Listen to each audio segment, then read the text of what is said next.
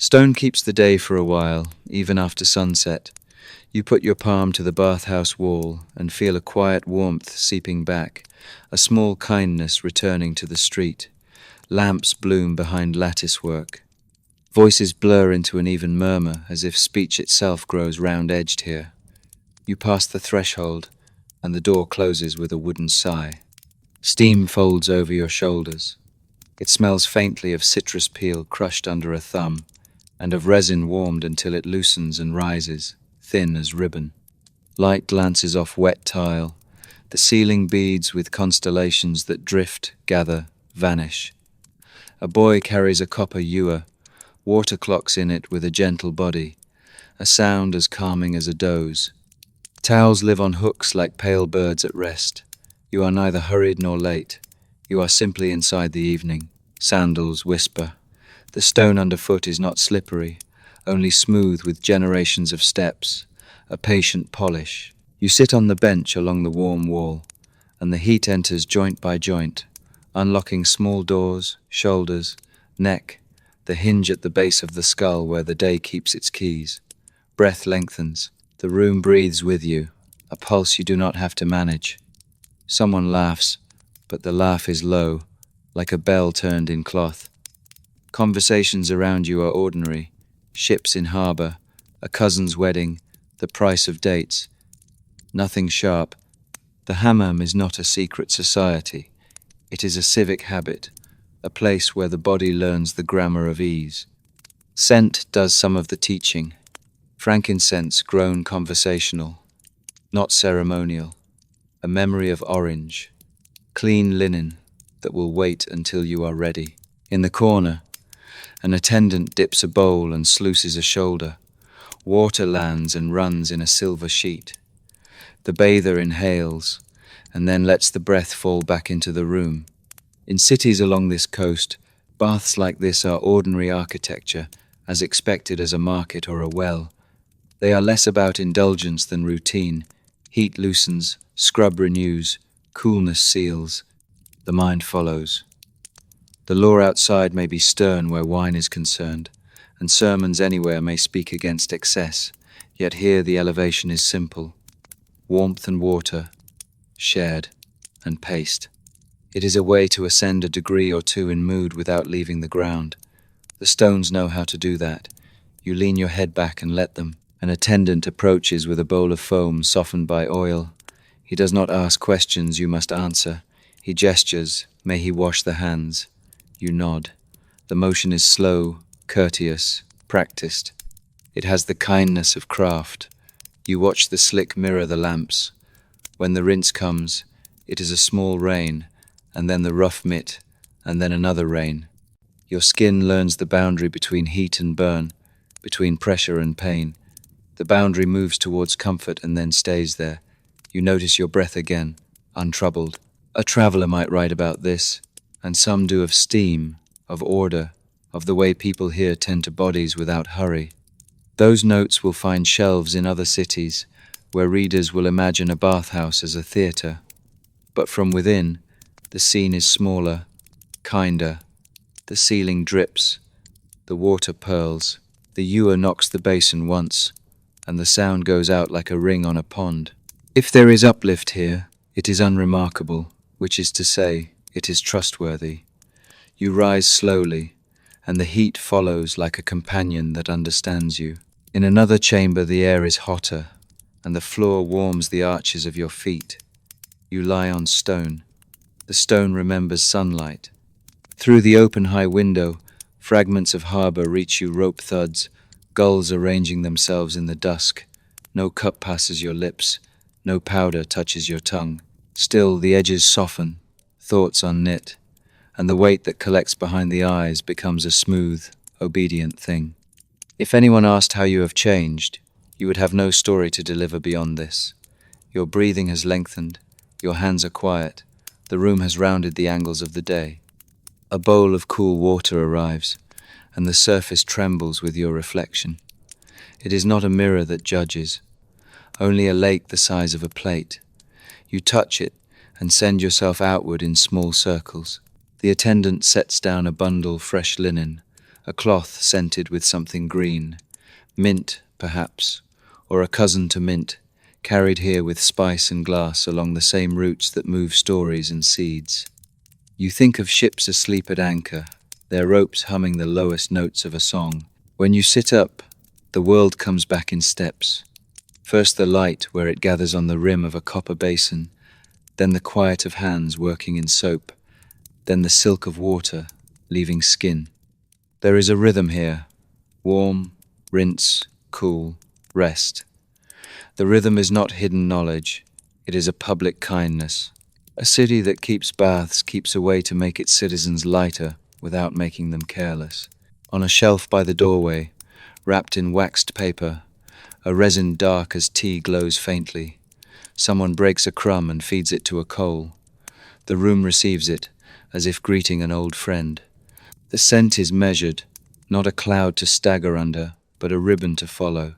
It is enough. You think of chants you have heard, where the voice does what the steam does, now lifts without forcing, repeats without wearying, invites without commanding. A small ascent, the kind that does not make you dizzy when you come down. There are stories of those who look for heights in cups and find cliffs instead, of rules that forbid and rules that protect. There are also notes in physicians' hands about rest and heat, and the bath's use for moving black bile and easing joints. Those notes speak of measure, of the way a place like this can prepare a body for sleep, or for a wound to heal, or for a mind to let go of a tight idea. They are not instructions for pleasure, they are instructions for care. Tonight, you need no instructions. The room knows you. It puts a hand on your back and does not push, it steadies. You return to the cooler room. There the air tastes of linen and old cedar. A jug of scented water stands with slices of citrus wavering inside like small suns caught in glass.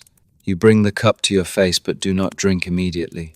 The coolness in the clay passes into your palm. You breathe from the rim, and the scent does its soft arithmetic, subtracts noise, divides worry, leaves a remainder you can hold. When you finally sip, it is not intoxication, it is alignment. The breath you send out next belongs here. When you step back into the street, the night is a silk stretched evenly. The harbour knocks softly. Overhead, a few deliberate stars. The warmth you carry is not a blaze, but an ember tucked into cloth. It will last to your doorstep, to the basin where you wash your hands, to the bed where the sheet will cool your knees. You are a little lighter and no less yourself. The city, having lifted you one step, asks for nothing in return. Stone corridors bank the day's coolness and return it to you in breaths. The refectory waits with lamps already lit, each a quiet island in a long sea of tables. Benches stand in ordered lines. Bowls steam in a soft, vegetable way. Bread sits with its scored back like a field after harvest. A cup rests by your place, turned mouth down for now. The wood keeps its own counsel. You take your time. A bell, no rush, just a note rounded by the room. Robes whisper. You sit where the prior's gesture invites you, and the table settles like a pond after a pebble. Readers will speak during the meal, not from a pulpit, but from a lectern at the far end. Their voice will move across bread and bowls the way dusk moves across fields, steady, unargumentative. You let your hands rest on the table. The grain rises under your fingertips. When the blessing has gone out and come back, the wooden cups are turned. The gesture is the point. The cup opens its mouth, and the meal opens its mind. What is poured is not a secret, nor a license. It is a measure held inside a rule. The word measure has its own temperature here, not cold, not stern, simply exact. The same word touches the loaves, the hours, the sounding of bells. You bring the cup near your face and notice the way the liquid carries a faint sourness and the memory of grapes warmed on a wall. You breathe, and you set it down again. At the lectern, a voice begins in the level tone of someone who knows the text better than their own face, phrases on modesty, on charity, on the good use of created things. The sound moves like a plough at a kind depth. It leaves furrows where thought can lie and soften. You lift the cup, and your mouth receives a sip that does not chase the reader, does not race the bell. One small warmth joins the warmth of soup. A second small warmth joins the warmth of bread once it has crossed the steamy air. The layers do not compete. They agree to remain ordinary. In places bound by this habit, there are old sentences about cups and about how much joy they should carry. Some sentences caution against none at all, because refusal may wear a prideful cloak, while others warn that delight expands like yeast if left unbothered, and excess will rise, lift the lid, and spoil the loaf. Between those warnings runs the rule, a thin stream that does not flood or dry. You look along the table and see how practice learns to match it. No one laughs loudly. No one counts swallows. The room holds the mean the way a hand holds an egg. The reader continues. A page turns. A cough finds the corner of a sleeve.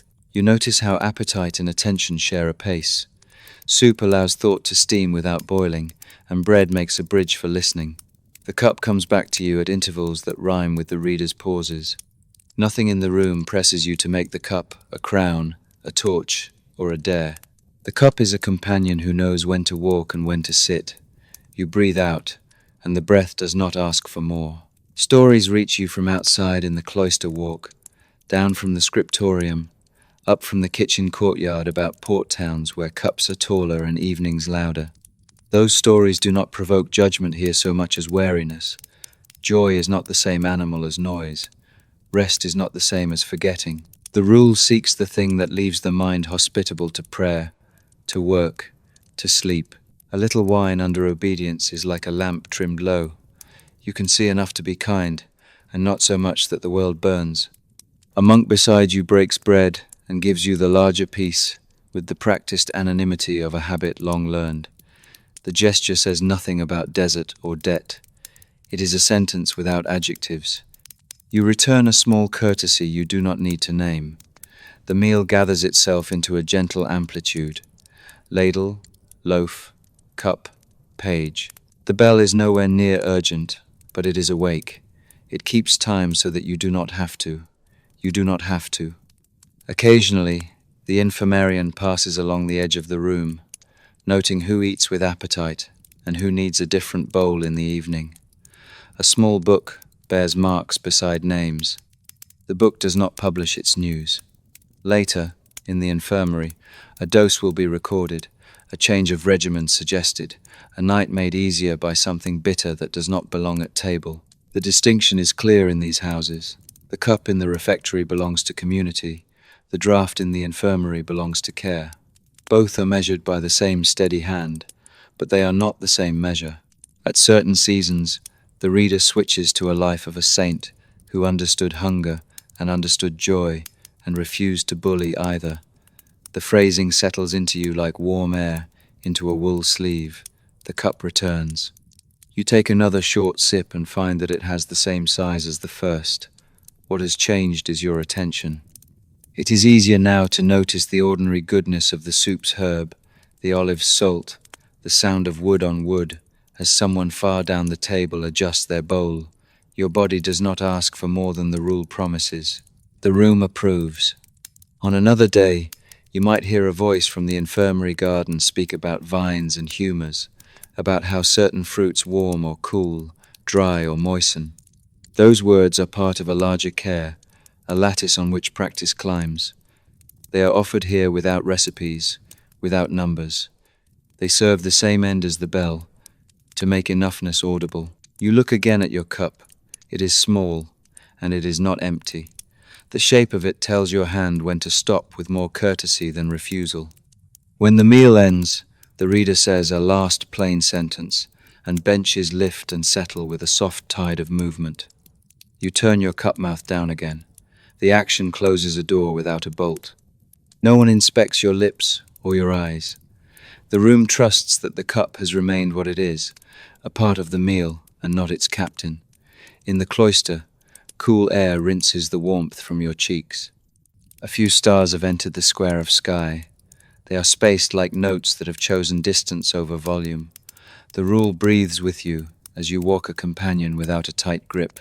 On your way past the church, You think of another cup you have seen high and bright, carried with reverence and lifted with words that unmake hurry. That, too, is measure, but of a different order, and its joy is not counted in sips. The echo of that other cup makes this one easier to understand. Created things held rightly can carry you a short way up without pushing you to the edge. You are grateful that the night has corners where light gathers and no one asks it to leap. The bell taps once more. Compline will fold the day like cloth. Sleep waits without demands. Your mouth tastes of bread, a trace of herbs, a memory of grapes. The rule's kindness is not loud, but it is exacting in its gentleness. You step into it the way you step into a pool at the bathhouse, ankle, calf, knee, until calm reaches your waist and you can let your shoulders float. At the market's edge, shade gathers first. Awnings take the light and turn it into something drinkable. You walk into that shade as into a cool sentence. Cloth breathes, ropes creak, and 1,000 small glass mouths wait with their stoppers domed like pearls. This is the Atarin street, where scents are weighed the way words are weighed carefully, with 2 hands. The first shop arranges its goods by color and brightness. Nuggets the size of a fingernail, resin translucent as honey frozen mid-drip, darker pieces with a tea's depth of brown, powders that sit in shallow dishes like small deserts. You lean closer and meet frankincense in its patient, lemon resin hush, myrrh in its warm bitter syrup, benzoin that suggests vanilla without quite saying the word, storax that carries a memory of forests and fireside. None of it rushes you. Each jar considers you and then nods, as if to say, take your time. Beside the resins sit waters rose and orange blossom, mint and violet, each with a thin light living inside. The glass is a clear bell. A boy turns a bottle so that the sun can ring it. You breathe at the mouth of a vial without touching your skin, and the air takes on a garden's shape. Elevation by scent is not a ladder you climb. It is a lightness that stands beside you until you are ready to move. Further in, the shop widens into a small apothecary theatre. Shelves remember other hands. Scales balance, then think again. The merchant brings a small spoon to a jar with a lid so tight it must be unlaced from itself. He offers you a sliver of something grey, waxed and shy. It is a crumb from a sea's stomach, a stray gift found in the line where water braids itself, drift caught and shore brought, ambergris. Its scent is not a shout, it is an undertone, a warmth added to other smells the way dusk adds blue to stone. Beside it, a small vial of musk glows faint as candlewick when the flame has just been spoken to. These are not toys, they are threads in a loom that weaves mood. Outside, voices pass. Inside, the air thickens gently. A woman comes for rosewater to fold into cloth for a sick man's forehead. A clerk asks for citrus peel, dried and sugared, to place in a jar by a scribe's table where ink is stubborn. A pilgrim buys a twist of incense to carry into a chapel's dim. The merchant serves each request with the same tempered care. He knows the distances between too little and too much. He knows that a room is a lung, and that a scent should teach it how to breathe. Your eyes settle on a row of alembics in the back, a slope of glass that looks like the moon had been reheated and taught to pour. Distilled waters wait in stoppered rest. Basil, rose, orange leaf, pennyroyal. You do not ask how they are made. You only note how the words themselves seem cooler when heard near glass. There are books in this world that make a ladder of such things, mapping recipes and steps, catching the ghost of scents in lines of ink. Those pages live in other rooms. Here, only the results speak. A small dish holds grains the color of summer tea. The merchant taps the edge, and the grains jump like patient fish. He calls it olibanum. Another man would simply say frankincense by a different name. Names matter because trade stretches them, threads them through languages until they shine with use. The names reach as far as ships can carry cloth and glass and back again. In their travel, scents learn to sit together in new chords. The Atarin hears those chords before others do. He has a habit of quiet combinations. He lifts a tiny spoon of benzoin and lets it fall into a shallow bowl where heat lives but does not flare. The resin loosens with a sigh. A ribbon rises that does not ask for a crowd. It makes a small room inside the room, a kindness around the benches where those who have worked all morning now rest their hands. No one is drunk. No one is even headed in that direction. The change is subtler. A roughness leaves voices. Shoulders settle. Time forgives a little. The street outside goes on shining and bargaining. Here, a minute grows wider at the waist and can hold 2 breaths instead of 1. You turn to the powders. Ground petals sleep in lidded cups, their colors softened by shadow. Rose like a story told twice. Saffron like the last note of flame. Violet the color of quiet. None of this is a recipe. It is a vocabulary. A woman will buy a finger's worth to fold into oil and write a sentence on her wrists before a feast. An old man will rub a pinch in his palms before sleep. A priest will bring resin to a brazier and write smoke into the air. A script a congregation can read with their lungs. At the doorway, wind and market talk braid themselves. The merchant notices the way your breath lengthens near the rosewater. He offers a shallow bowl so you can look more closely. On the surface, a rim of light, and beneath, a scattering of tiny stars made of dust and day. You breathe the thin sweetness and find not so much a taste as a temperature and a shade. The feeling is cousin to a bath's warmth or a choir's long vowel and a scent without a staircase. The scent does not argue with your mind. It sits beside it and quiets it by resemblance to gardens after rain. Some speak against indulgence, and rightly. There is a point where delight becomes mask and then becomes neglect. But scent, held within measure, makes a room more hospitable, a table more itself, a vigil less narrow. In houses of prayer, smoke carries petitions upward because smoke already knows how to rise. In houses of healing, a cloth touched with mint can convince the breath to take another step. You feel the truth of that without needing arguments. A traveler beside you names distant sources, resins from trees whose names leave spice on the tongue, florals from fields that wake early and sleep early, animal notes that once nested in forests and seas. He pronounces the names with care, as if returning coins. The merchant hears and smiles with the restraint of someone who has seen names travel farther than feet. He has other labels, too local, seasonal, familiar. In his jars, the far and the near agree to be neighbors. When you leave, a thread of scent follows under your cloak. It is not possession, it is company. The street is the same street, coppersmiths ringing daylight into bowls, sellers of dates holding out small hills of soft sugar, scribes bent over lines that trickle like canals. But something in the air has agreed to stand beside you a while and keep your breathing even. You think of a choir and of a bath, and now of this. 3 ways the world offers height that does not punish your knees. Back at your doorway, your hand remembers the rosewater's bowl and waits a second longer on the latch, as if it, too, wanted to cool. You enter your room, and its air is merely air. You open the shutter by a finger's width and let a slow draft map the corners. The market's undertone travels with it resin, petal, citrus skin, and the quiet animal warmth that ambergris lends to company. It is enough to change nothing and improve everything. Night begins in the courtyard with a hush that knows its work. You cross to the church, and the doorway breathes a cooler dark. Stone holds the last of daylight the way a book holds warmth where fingers were. Lamps keep small circles along the nave. Above, timber dreams in long black ribs.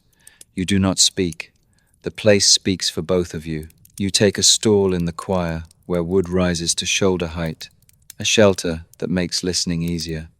The book on the ledge is open already, its letters squared and sure, the red marks like small embers teaching where to breathe. You lay a hand along the margin and feel the dented trail of a stylus, a history of someone else's carefulness. The first note enters without a door. It is a line more than a point, and it comes like water poured from a height that is neither near nor far. Breath sets the pace. You take the note into your mouth as you would a sip of cool water, and you let it leave without complaint. Other voices find it and walk beside it, never pushing, never leaning. The choir makes a road with sound. It is a level road, a kind path across the dark, and your steps on it are small and regular. Height is not a prize here. It is a neighborliness between notes. Incense begins with one coal consenting to brightness.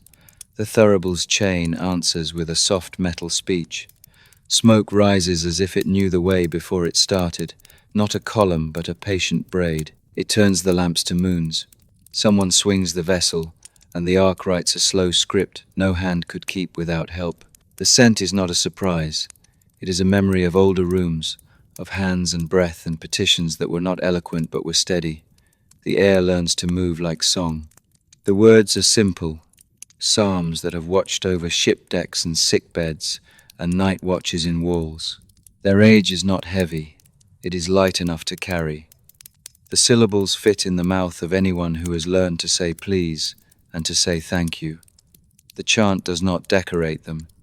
It lifts them, as if putting a palm under each word and saying, "Go on then, little one." You read, you sing, you breathe. Your heart marks time by listening. An office in the middle of the night is a different sort of ascent. It does not set the pulse racing or loose the tongue. It is a rising in place, like dew on grass. Those who come to it bring a day's tiredness and receive a way to let it be tired without turning it into a reason. There is kindness in that. The lamps do not flare. They persist. The smoke does not shout. It abides. Your voice does not try to be a bell. It agrees to be a thread in a cloth. The reader's tone along the lectern is level as a plough. A lesson goes by, and you notice you have not gripped the page. Your fingers have simply rested there, accepting the paper's grain the way a river accepts a stone's smoothness. Between lessons, silence opens like a courtyard gate. In that space, the night shows you the shape of your breathing, and that shape is wide enough to stay. Somewhere near the altar, the thurible swings again. Ash finds a small city in the brazier's rim. A fresh spoon of resin loosens on heat and remembers to rise. The scent gives the dark a body you can lean against. No one in the room seeks a rush. No one disperses. Instead, the smoke writes the room into itself, a low cloud that teaches how to be together without being close. You feel your shoulders notice your neck, and then forgive it for the day. The note returns, and with it a mode you could name if you wanted. But the name is not necessary. It is enough to know that this shape of melody makes a large, slow river, and that your small voice floats on it without effort. If there is any intoxication, it is the kind that returns possession, not the kind that steals it. Your mind is not erased, it is arranged. Each thought sits where it can be found later. In the stalls, wood remembers generations of elbows. Some have dug small moons where fingers rested during long vows. You add your quiet to theirs, not to leave a mark, but to be part of the weaving. From the nave, a draught moves like a courteous guest present, useful, unwilling to draw attention. Lamps answer with a small bow of flame. The smoke bends, then resumes its road upward, confident in its work. Outside, the city stills by layers. Harbour ropes make a slower music. Late carts change their mind and take smaller streets. Here, the night has committed to being a room rather than a passage. You can stay. The psalm that arrives next is a ladder made of even rungs. No one climbs it. Everyone leans on it. You sense how a body learns from this. Regular breath, unharried pulse, a mind that is allowed to find a right size. Your eyes return to the page. The illuminator's red tells you where the line turns, and you turn with it. The black marks uncurl at your lips and become sound you do not own. It is a relief. When the verse ends, the stone sends back a softness of your voice tuned to its liking. Walls are not always stern. Sometimes they are resonant and generous, giving you yourself a second time, slightly improved. There are seasons when the chant swells, and other seasons when it thins to a single thread. Tonight it is modest, the right size for hands and sleep. A single antiphon bears the weight of a small country, the people you cannot name, the work you have not finished, the kindness you forgot to offer and can offer tomorrow if morning arrives as usual. The smoke stands at your shoulder and does not insist. Someone opens a door at the far end and lets in a ribbon of cooler air. It touches the lamps, speaks to the smoke, looks at the pages, and then walks down the aisle like a priest with no vestments. The night approves. You follow it with your eyes and feel that following in your ribs an easy expansion, a consent. The next note begins, and your mouth knows it before the page can tell you. A good habit is like that. In all of this, there is no cup to raise, no powder to measure, no instrument to wire or wind.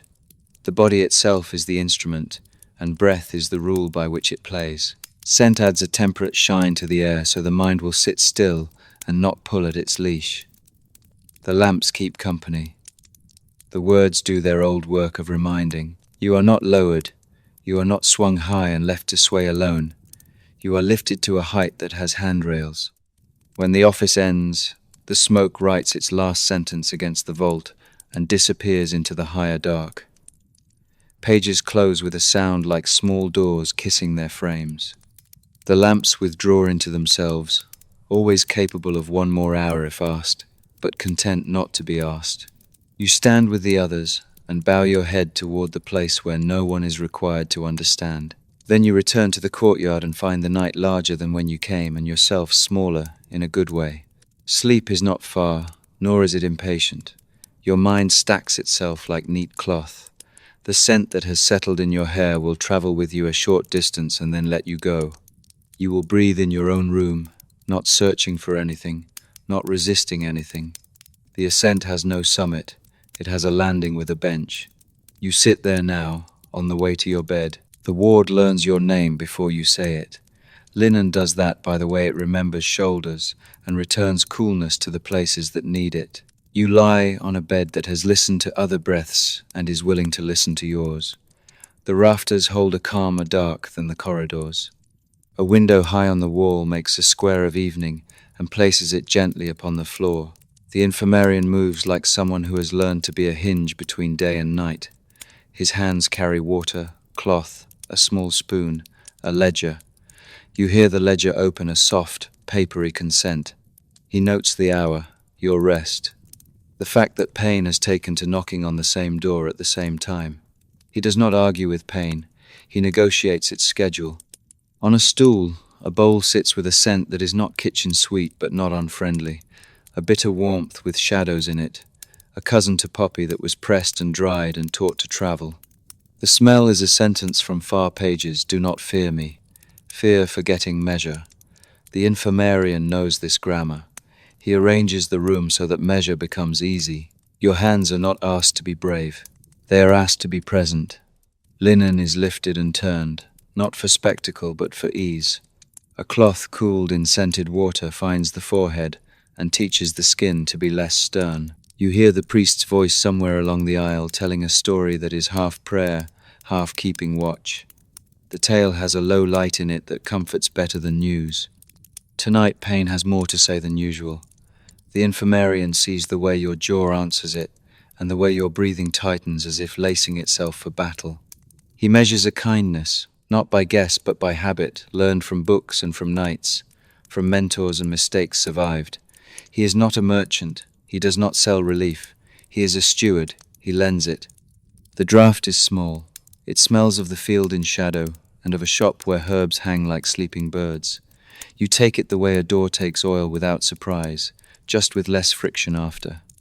No one in this room believes that pain tells the whole truth. Neither does anyone here believe that a blank mind is a good bedfellow.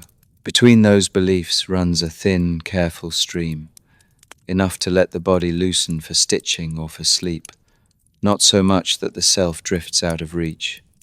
A surgeon might come at dawn, and if so, he will ask the ward to be quiet as a held breath. If a soporific is offered then, it will be named as a courtesy to fear, not a game. What the draught does tonight is simpler. It persuades pain to talk more slowly. Your ribs hear the suggestion and take longer steps. Your thoughts sit down in chairs instead of standing in doorways. The ledger receives a line that is neither triumph nor warning. It is a record of a night doing its best. Across the aisle, someone dreams with their mouth half open, a small boat beached in sleep. A novice reads by a stub of candle, his finger keeping time along a margin. He does not look at you when the draft begins to do its work. He looks at the page where another hand once marked a place to breathe. In this house, breath is the first medicine. All else follows its pace. You think of hands you have seen stained with ink in the scriptorium and with resin in the market and with water in the bath. These hands, now, carry bitterness with tenderness and lay it down like a blanket. They do not court wonder, they court rest. When the infirmarian checks your pulse, he is not counting courage, he is counting intervals where the body remembers to be kind to itself. There are cautions here, written and unwritten. The written ones live in books that speak in measured voices about poppy and mandrake and henbane, about how they cool and quiet, and how quickly quiet can become silence if no one listens. The unwritten ones live in faces, a slight narrowing of the eyes, a tilt of the head that says, not tonight, or only a little, or yes, now, before the knife. Neither set of cautions is a law without exceptions. Both are habits that prefer to err on the side of wakefulness. The draught has left a curve of warmth in your throat, then in your chest, then in your wrists where the pulse greets it. It does not erase your outline. It rounds a hard corner and adds felt to it. The world shrinks to the size of this bed, this window, this cloth, cooling again in its bowl. Outside, a cart goes by and chooses not to rattle. The night has decided to be reasonable. The infirmarian writes again. He records your breath's longer measure, the way your shoulders have dropped their old argument, the hour when you would like to be woken for a prayer if you happen to be sleeping at that time. He draws a small line beside a name on another page. The store of the bitter thing is lower now, and he will speak with the cellarer, and then with the physician, and then with his own sense of enough. The chain of care is quiet but unbroken. A question comes and goes like a draft under a door. What is the difference between mercy and escape? The room answers by example. Mercy stays with you. Escape leaves. The draught, properly tended, is mercy. It stays long enough for you to breathe differently, and then lets you go when the breath can manage itself. The infirmarian will not leave you. The ledger will not forget you. Your name is written where it can be found again at dawn.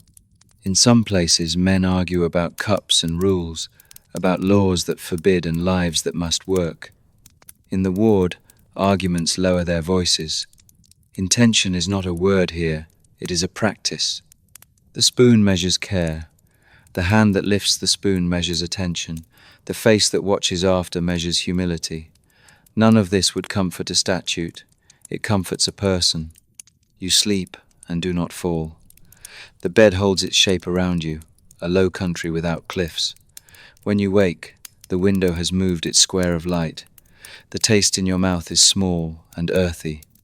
Your body has remembered how to be yours. Pain speaks again, but it speaks like a neighbor now, not like an invader. The infirmarian returns with water and with a voice that does not startle. He asks the sort of questions that can be answered without waking fully. He writes in his ledger with the modest pride of someone whose work is to make a night gentler than it was going to be. Before he leaves, he folds the cloth again and lays it along your wrist. The scent that rises is green and clean and a little bitter, like a promise that will keep. The room has room for you in it. The ward knows your name the way a garden knows the name of rain. The room is small enough that glass can change it.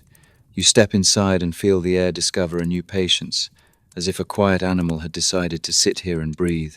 Shelves keep their distance from one another, the way careful neighbors do. On a bench, in the circle of a lamp, a shape of glass leans toward another shape of glass, and between them something invisible becomes visible, a slow beading thread, a runnel of clarity gathering itself. You stand where the light can pass through without complaint. The Alembic wears its own moon. A thin brightness collects along the slope of the vessel and travels until it finds the lip, and then the waiting throat below. The sound it makes is barely a sound at all, a click like the smallest bead counting time against a bowl. No one hurries it. Slowness is the point.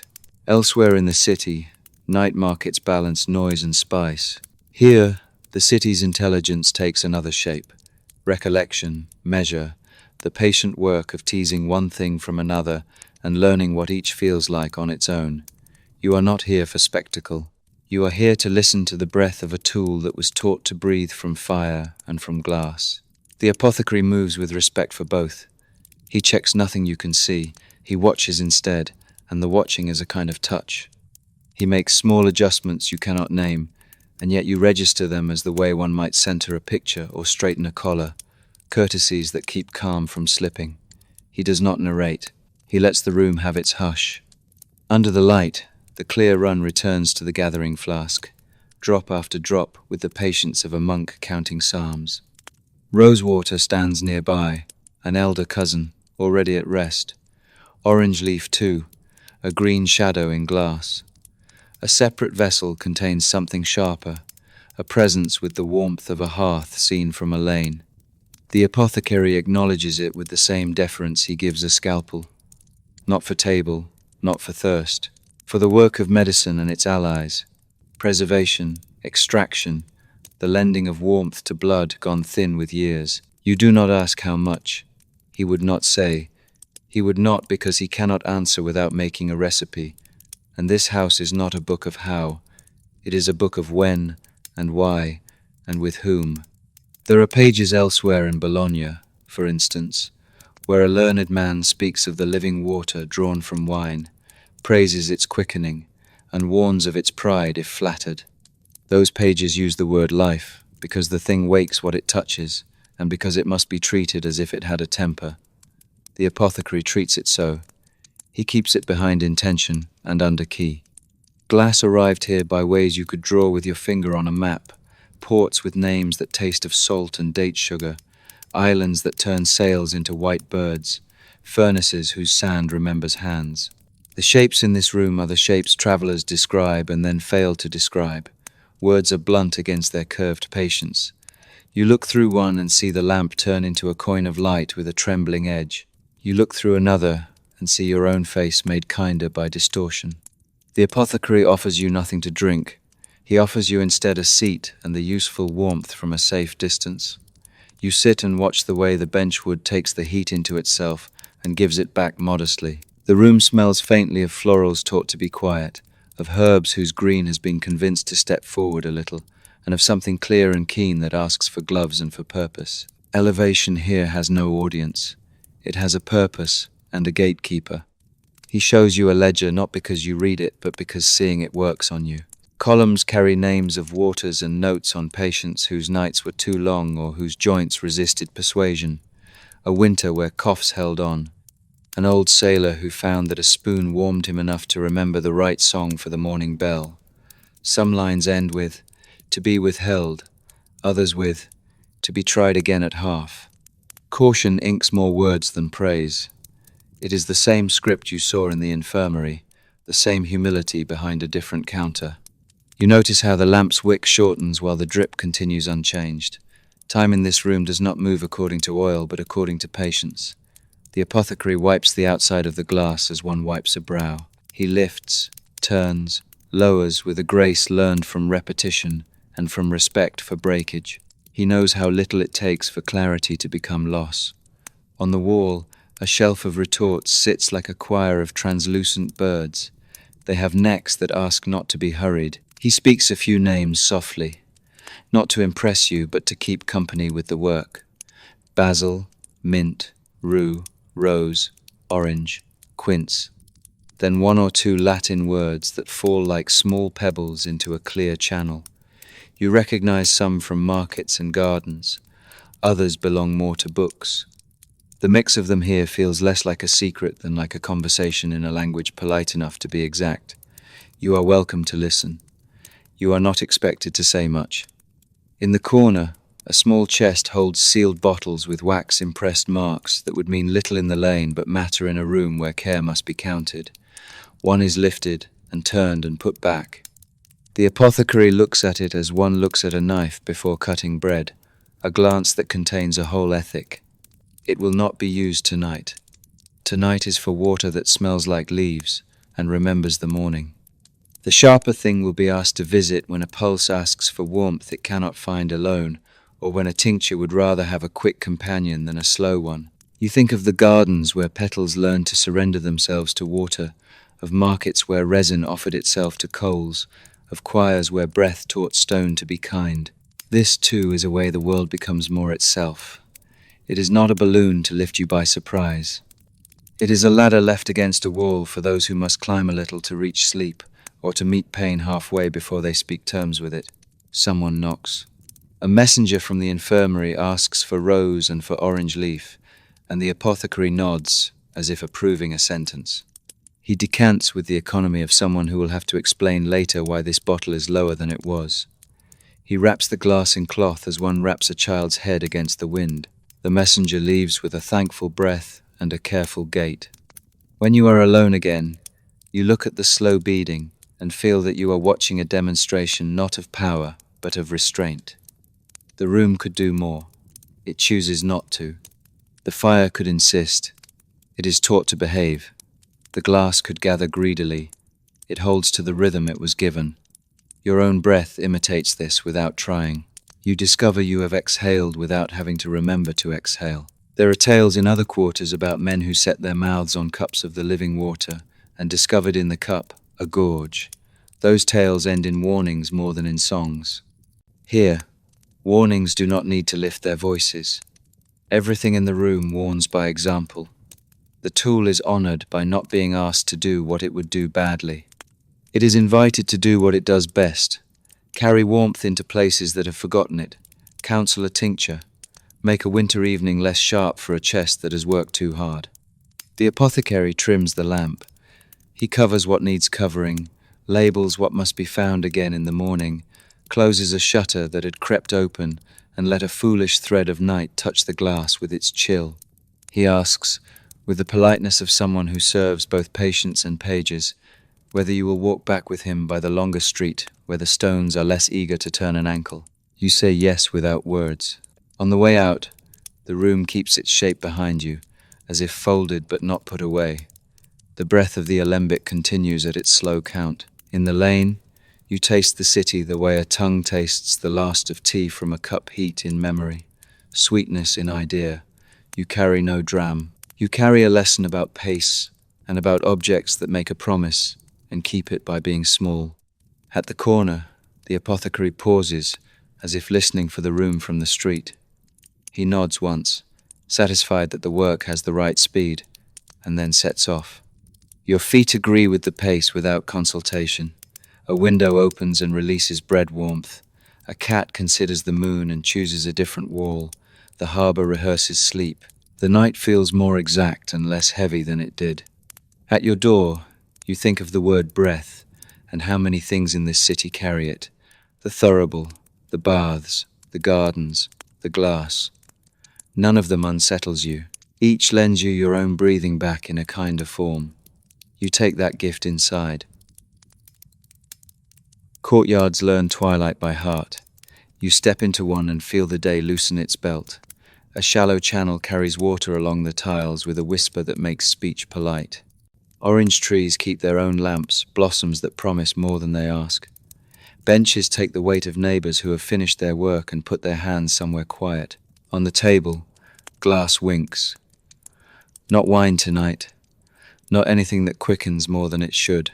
Bottles stand with colors that remember fruit and flower. A pink that belongs to petals, a ruby that belongs to sour cherry, an amber with a memory of quince. The light passes through them and teaches the air to be kind. You sit, and the garden edits your breath until it fits the scene. A jug chimes against a cup. Someone pours a ribbon of sweetness into cool water and watches the color turn the way dusk turns a wall. The cup is not a challenge.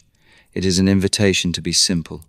You bring it near and find that the scent belongs as much to the evening as to the cup rose that leans toward the first stars, mint that steps lightly, a hint of citrus lifted from a peel and persuaded to remain. Children hunt a cricket under a bench. Old men exchange the kind of news that arrives on foot.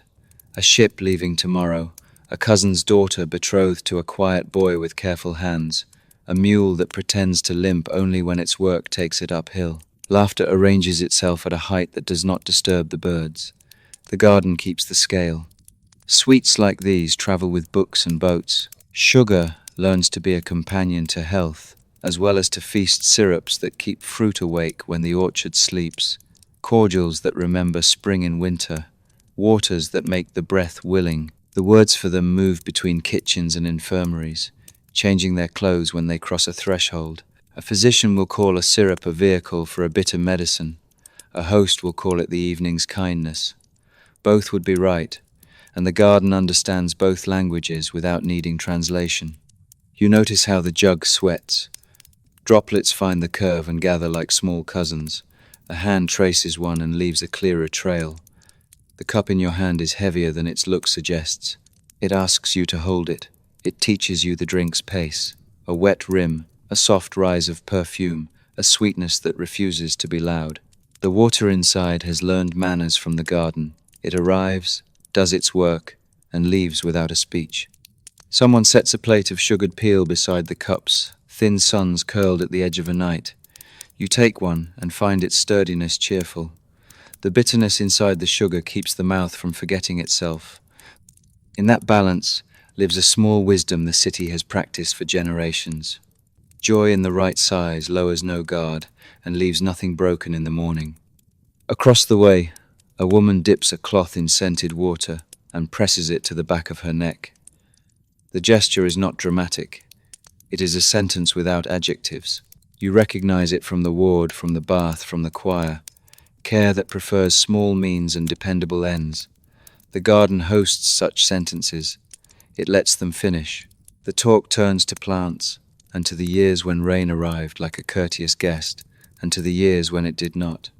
A gardener speaks as if he were speaking of a family. This one is hot and needs shade. That one is cool but sulks without sun. A third is melancholic and refuses to meet strangers. He does not know the names in Latin. He knows where the wind slows its step and where it changes its mind at the corner of a wall. He knows that a leaf can teach a pulse by example. Your cup returns to your hand almost without your asking it. This time the color is different, a deeper red that sits in the glass like a velvet cushion. The taste is sour and then not, sweet and then not, like a well-told story that declines to be clever. You think of markets where these flavors were bartered into jars and then into journeys, of kitchens where heat and patience persuaded fruit to last beyond the tree's generosity, of small shops where waters carried scent like letters, addressed not to tongues alone but to noses and to the part of the mind that relaxes when it remembers rivers. Nothing here is secret. A child may drink from the jug without becoming other than herself. A grandmother may take the same cup and be returned to a garden 30 years ago where a different tree leaned over a different wall. The elevation in these glasses is not height so much as perspective, a step backward that lets a picture make more sense. You taste the difference and discover you are easier to live with. The host moves among the benches with a patience that resembles prayer. He does not measure joy with a ladle. He measures it with the eyes and with the old arithmetic of seasons. Tonight it is warm enough for mint, and not so warm that mint must be insisted upon. Tonight the rose belongs, but not too much of it. Tonight the sour cherry keeps the room honest. He pours accordingly and forgets to be pleased with himself. On the far side, someone sings a tune that has no beginning. It is a curve of notes that knows when to become silence. A cup stops halfway to a mouth because the mouth has decided to listen. A cricket finds the other cricket. Stars breed in corners of the sky. You let your head rest against the wall, and it holds you with competence. Evenings like this make some men fear softness. They are wrong to fear. Softness is not surrender. It is permission to stop counting, to let the shoulders fall, to allow ordinary sweetness to place a hand on the day's sternness and say, "There now." You do not need to argue with them aloud. Your cup and the water moving beside your feet explain it better than a disputation could. The garden closes its book slowly. The last light finds the top leaves and then goes to find the lower ones. A breeze that smells of linen and dust comes through the gate and tastes the air, approves, and moves on. Someone laughs at something that could not be written down and be funny.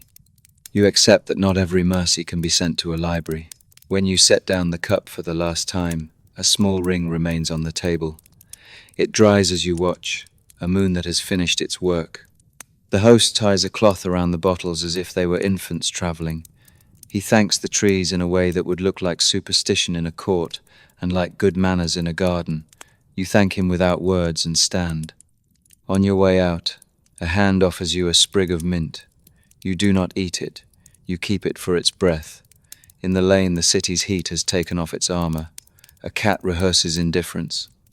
Two men with a cart discuss a wheel in the grammar of sighs. Your own feet remember the sound of water and take steps to match. At home, you place the sprig in a shallow bowl and let the room learn from it. It is a small teaching, the kind that requires neither lecture nor law. You undress in reasonable stages. The bed meets you halfway. Somewhere in the leaves, the night continues, and you are not outside it. Paper keeps a different quiet than stone.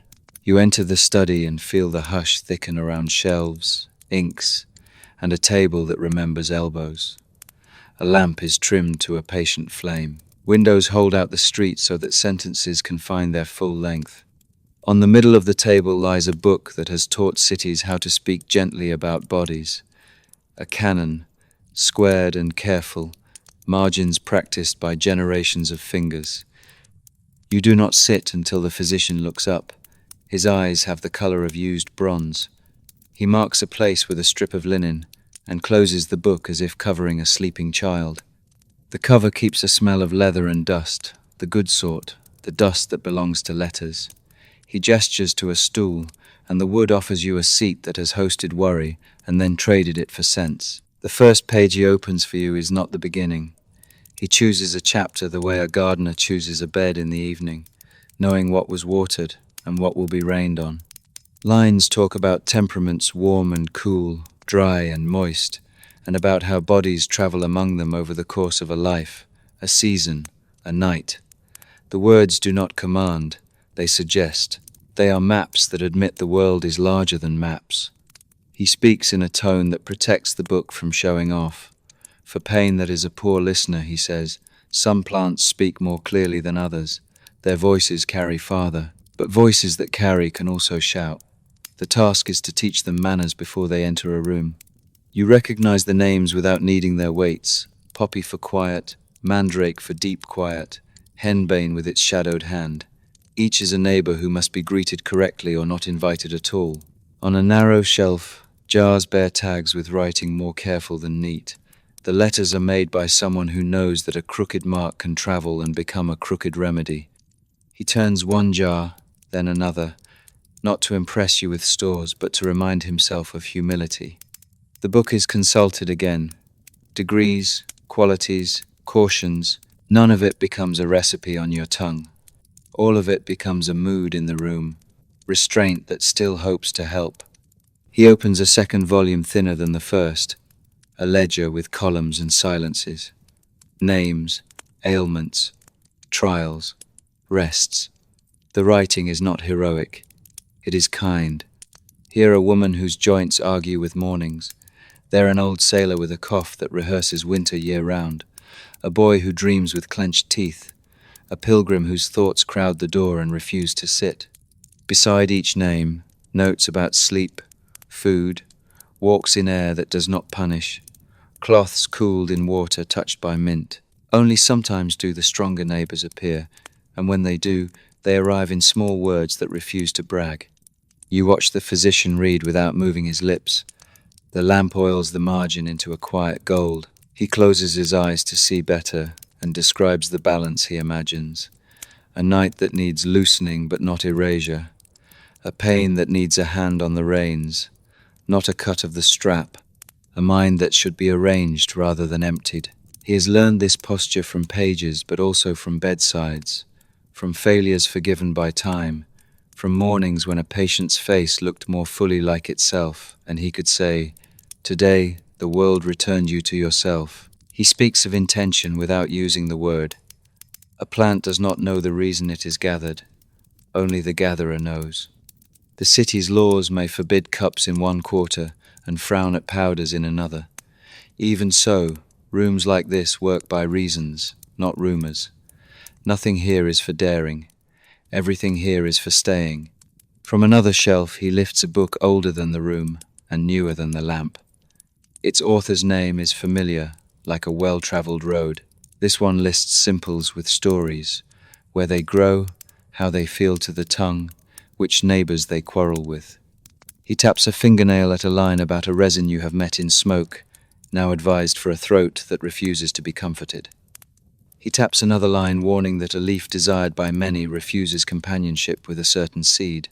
The book has the air of a market where the sellers know each other's tempers. A knock, a whisper at the door, the clerk with a slip of names. The physician nods and writes a note along the ledger's edge, a small bridge from study to bed. He asks about a man whose nights are too quick, whose breath forgets its measure after the moon climbs. The clerk answers with a handful of sentences that could be weighed. Walks, heat, a cloth, a psalm. The stronger neighbors are not invited tonight. The clerk leaves with a page that is mostly white. You ask nothing, and so the room tells you more. The physician moves to the window and opens it by a patient width. Air arrives with the smell of river and distant bread. He says some remedies live in grammar more than in jars. Subtract heat, divide labor, add rest, hold the sum. He has used jars and will again. He does not pretend the world is solved by curtains and breathing. He says only that the ledger should not become a list of proud victories. It should remain a record of ordinary mercies. On the table, a small bundle wrapped in cloth deposits a trace of the market into the study ambergris and a thread of wax, a guest that demands to be introduced quietly, musk sealed against its own eagerness. The physician will not touch them tonight.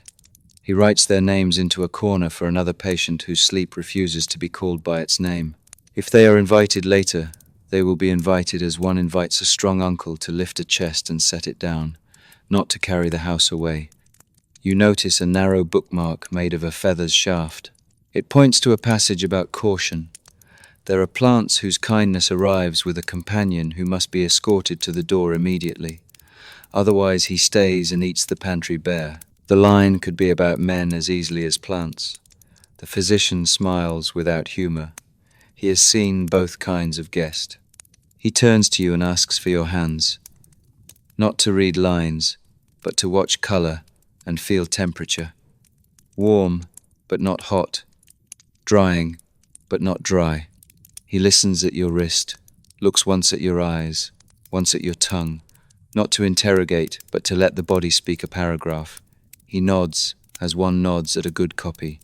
Then he writes something small that is not a prescription but a counsel. Walk at dusk. Rinse hands in cool water scented with mint. Ask the choir for a psalm that remembers rivers. Avoid a cup that promises height too quickly. If the night argues, a cloth at the brow and a breath counted against a finger. The page records nothing that would impress a court and everything that will hold you up. He mentions the infirmary and its stewarding of stronger things, and how such things are never taken alone, never without a watcher, never without a plan for returning. The strongest neighbor, he says, is the last to be asked and the first to be thanked and dismissed. His tone leaves a space after this, the kind of space in which a promise can stand and not fall over. The lamplight shifts as oil lowers itself. The physician closes the canon and lifts the ledger and sets both aside as if they were guests who have earned their rest. He walks you to the door and does not give you a vial. He gives you the window's air and a few sentences that can be carried without breaking. Keep the cool part of the night. Let water and cloth do what they do. Ask heat to step back without turning it into an enemy. Court sleep the way you would court a shy animal, with patience, with food at the right distance, with quiet hands. You say yes with your shoulders. In the corridor, a boy passes with a tray of cups that shine like small moons. They smell of rose and orange leaf and do not hurry. Somewhere a page turns. Somewhere a jar is closed with a sound like a final word that has found its place. You leave the study with less story about yourself than you brought in, and with more room for breathing. The ledger behind you remains open at the night's edge, ready to record the small victory of a body remembering its size. Roads have the habit of keeping stories. You follow one to a courtyard where a man sits with a posture that makes listening easy for those around him. He is a gentleman by the way his hands rest, by the way he lets laughter arrive without tugging on it, by the way he takes measure of a room and decides to be kind. The night is a bowl. He is careful with it. He remembers in a voice that does not hurry. He remembers frank stiff in some matters, unexpectedly soft in others, puzzled by baths and bold in battle, blunt with hands and sometimes blunt with hearts. The stories step forward one by one and bow, and you greet them the way one greets travellers, with curiosity and with bread. In one account, there is a bath. The gentleman tells of steam like a thoughtful animal, and of a Frank who enters as if a bath were a riddle to be solved by standing in it. He smiles as he reports how the man learns what you already know, that hot stone teaches the body without grammar. No one is mocked. The bath itself is the teacher, and it is patient. In another account, there is a wound and a physician with a book. The gentleman refuses to feed darkness with detail. He speaks instead of choices, and of how a hand may be guided by courage or by fear, and of how both hands will often call themselves wise. He tells of a Frankish practitioner who believes in one method and an Eastern practitioner who believes in another, and of a patient who deserves more quiet than the dispute provides. You hear, beneath the story, the same plea as in the infirmary. Let care be careful. Let night be allowed to do its part. He remembers eating at tables where bread and salt made strangers into something better. He remembers men who could not pronounce local words but could pronounce friendship with ease, and men who knew the language and forgot the kindness. He recalls a day when a Frank made a gesture that was clumsy and generous in the same movement, and the room forgave the clumsiness because generosity had arrived first. The stars above the courtyard look like witnesses who keep their comments to themselves. Horses appear, so do hawks. He speaks of a morning when the light was pale as milk and a falcon wrote its name against the sky. He names the bird's virtues with the restraint of a man who respects both hunger and restraint. You can smell leather and oiled cord, the faint wildness that clings to a glove. The story does not point to victory. It points to attention. Eyes trained on a small thing that becomes, for a minute, the whole world. He remembers a visit to a Frankish house, where walls were strong and manners stronger. The custom of the table puzzled and then delighted him. Cups were offered with an earnestness that felt like a vow. He declined when he needed to, accepted when he could, and noted in his ledger of the mind that a custom may be strange and still be a vessel for respect. The cup that night was a symbol, not a river. There are moments when his tone rests on the edge of warning. He tells of a rumor about a mountain folk and a herb, and he pinches the rumor between finger and thumb until it yields what it has. Smoke, not bread. He has walked near those mountains. He has seen men use stories as ladders for their fear. He would rather repeat the kind that let neighbors keep opening their doors to one another. You hear the courtyard breathe its approval. He remembers physicians whose hands smelled of ink and herbs, and others whose hands smelled mostly of confidence. He credits the first kind with longer mornings for their patients. He credits the second with teaching caution to listeners. He remembers a draft that failed and another that did not, and the difference between them being less a matter of magic than of timing, rest, and a man who would wait by a bed with the patience of a stone warmed by sun. He tells of a day on the road when thirst announced itself as if it were important. The party found a spring. The Franks drank with the abandon of men who believed water owed them a feast. The locals drank as if water were a polite guest to be thanked. Both kinds of drinking, he suggests, have their place. The road does not mind which lesson you choose, so long as you do not quarrel with the road. He recalls a church with high shadow and a mosque with a carpet that remembered knees. In both, light behaved itself. He stood in each and felt less large than his concerns. He calls that a useful correction. He tells of a scent rising in one place and of a rhythm rising in the other, and of how both offered to carry a thought for him while he rested. The listeners make the sound people make when their chests agree with a sentence. He returns to the baths, because baths teach in ways that linger. He remembers a Frankish friend who could not be convinced that heat could be kind. The friend left early, unconvinced, but returned a month later and stayed long enough to change his mind. The gentleman smiles at that, and at the way friendship sometimes needs to be soaked like a stain before it loosens. He speaks briefly of courts. Some favored bright stories that made enemies simpler than they are. Others allowed duller stories that made neighbors possible. He prefers the duller ones. He would rather sleep in a city that chooses sense over speed. The night in the courtyard demonstrates the point by being exactly as interesting as it needs to be. Someone asks about bravery. He says bravery is what you do with fear when fear has the right to be present. He says some men drink to banish fear and succeed only in banishing judgment. He says other men pray in order to become louder than fear and sometimes succeed at being loud. He says the better way is to make room for fear at the table and to teach it to eat slowly. A small laugh moves around the benches like a hand smoothing linen. He remembers a physician with a good ledger who wrote, "Tonight, cloth and quiet. Tomorrow, if needed, a stronger neighbor, but only if watched." He remembers a jurist who said intention is the lamp that tells the room what to do with the cup. The gentleman does not pronounce a verdict. He prefers a proverb. A high place is best approached with steps you can descend. When he stops, he does not say, "In conclusion." He pours water and lets silence do the work. The courtyard keeps the stories like coins in a dish. Your breath is slower now, not because you were told to slow it, but because the room and the voice and the night have been counting for you. He looks up at the stars and thanks them with his eyes. He thanks the Franks too, in his way, for the stories they brought that can be turned and understood from more than one side. You stand and feel the road in your legs as if it had been there all along. The gentleman's memory has given your own a chair and a cup, and a permission to be precise without being cruel. In the lane, the city has not changed, but it has learned to lower its voice. You carry with you a way of looking that will let you sleep as if you had found a friend. Courts sound different at night. You enter a small room where law folds its sleeves and speaks in a tone chosen for listening. Candles keep their circles modest. Shelves smell of leather and dust that belongs to argument rather than to neglect. A jurist sits with papers squared in front of him, a reed pen like a thin oar laid across a quiet river. You sit where you can see the pen's shadow travel. The question on the table is older than the table. What to do with a cup that turns quickly into a cliff? What to do with a draft that steadies a hand enough for stitching? What to do with intention, which is invisible and yet the lamp by which the room reads itself?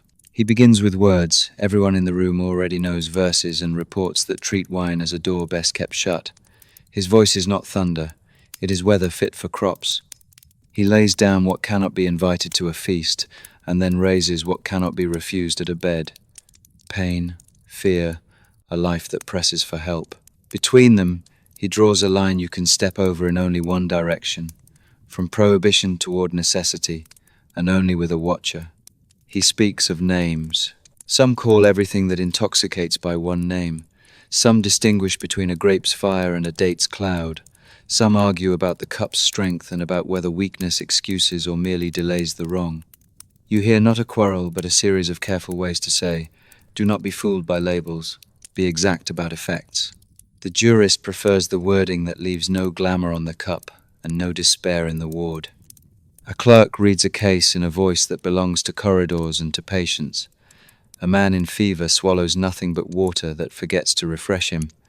A physician asks for a spoon of something that warms the blood's courage. The jurist listens with his head slightly turned, as if the ear had learned to sit closer to mercy. He asks about dose, not to write a number but to weigh a purpose. The clerk replies with a sentence that includes the words "only" and "watched" and "until." The pen records no recipe. It records a condition. The thing that trips a man on streets must not be given to him as a pillow. The pen prefers that comfort arrive from cloth and prayer and garden first. Yet it does not forbid the stronger neighbor from visiting when the house is on fire. It requires that the neighbor enter by the door of care and leave by it too. He tells a parable, because some knots untie themselves better when spoken slant. A man carries a lamp through a barn. The lamp is good. It keeps the man from stumbling. The same lamp, swung for joy, will make straw into sorrow. The law is not against lamps. It is against straw set alight for the pleasure of it. You feel the room's breath lengthen at the picture. From a higher shelf he brings a heavy book that stacks disagreements like steps. It traces how schools have weighed what makes a drink unlawful substance, strength, intention, result, and how border drinks were queried, these soft-edged cups that some would admit and others mistrust. He reads enough to place the room inside the long river of thought, then closes the book as one closes a window against unnecessary weather. Two visitors stand, one a physician who smells faintly of mint and paper, one a monk whose sleeve remembers bread and wax. Their words carry no contest. They report nights and wards, and the times when a mind needed to be turned from the edge without being thrown from itself. The jurist does not make them into examples to win a point. He makes them into neighbors who keep the city from being cruel. He returns to intention, because intention returns to him. If a cup is lifted to erase the self, it offends twice against the law and against the self. If a cup is lifted to return a self to itself, under an eye and for a purpose, the law allows the hand to tremble less. He writes this slowly so that the ink will hold. On another slip of paper, he notes the danger of fashion. Men will dress indulgence in the clothes of remedy if a tailor offers them cheaply enough. To guard against this, he ties the permission to a rope. Physician's judgment, public need, lack of other means, a watching attendant, a plan for stopping. The rope is long enough to reach a bed and short enough to keep the cup from the market. Someone asks about punishment. The jurist does not smile. He says punishment is a blunt tool for a delicate craft, and that most of the time it teaches men to hide their cups rather than to lift their eyes. He prefers prevention, gardens and baths, work and song, bread and measure, the narrow mercy of small pleasures rightly held. He prefers neighbors who can be asked to walk a man home. He recites opinions from other cities, other courts, other centuries, how some forbade a weak drink because men are weak, how others allowed this or that ferment in traveling camps where water spoiled and the night bit. He does not collect them like stones. He lays them like paving so that those who come after will not have to step in mud. You see that law, in this room, is a road that makes feet kinder, not a hedge that snags sleeves. A young student asks whether joy is suspect. The jurist answers that joy is not on trial, negligence is. He names the joys that do not demand too much from morning: a cooled brow, a clean bed, a song sung low, a garden's glass poured with a syrup that remembers blossoms. He says the law is a tutor who loves mornings and is suspicious of anything that steals them. He writes the ruling and then reads it back, his voice no louder than before. The cup that intoxicates remains outside.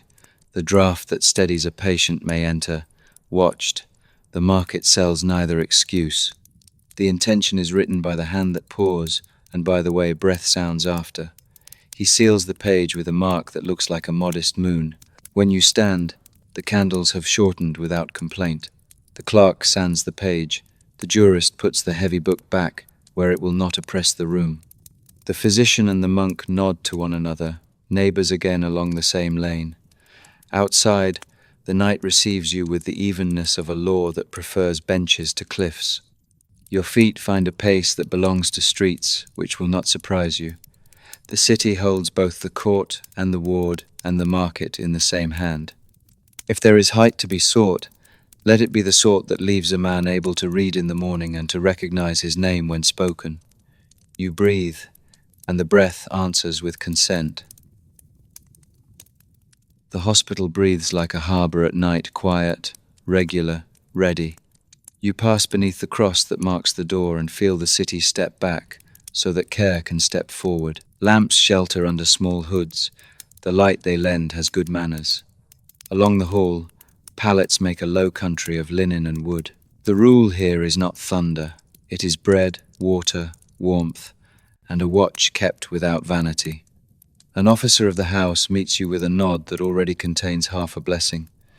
He carries a ring of keys and a voice trained never to startle. Behind him, young brothers and lay sisters learn how to make a night simple. Cover what chills, cool what burns, speak when it helps, write when it matters.